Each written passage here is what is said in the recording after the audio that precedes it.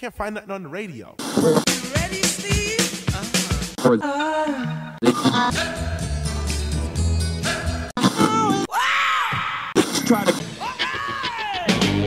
Welcome to Songology. He's Bruce. He's Richard. And this is another episode from our Song of the Day archives. Enjoy.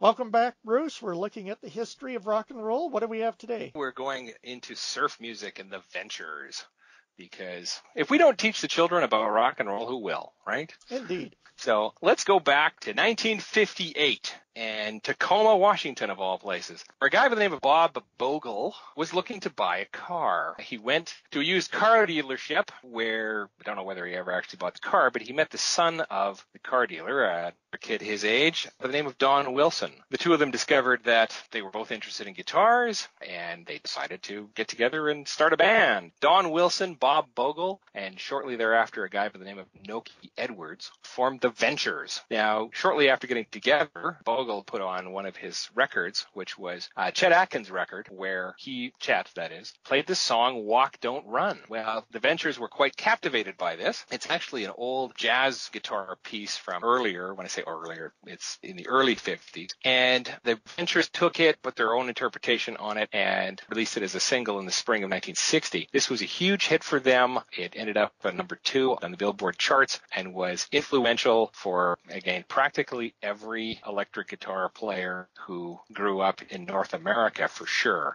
In fact, George Harrison had said in an interview that he preferred the American guitar sound of the Ventures to some of the contemporary acts in Britain of the time. Also, Joe Walsh of the Eagles, John Fogerty of CCR, Stephen Stills of Buffalo Springfield, and then later Crosby, Stills and Nash, and even Gene Simmons of Kiss were all huge Ventures fans. In fact, the Ventures have been called the band that launched 1,000 bands. So here are the Ventures with Walk, Don't Run.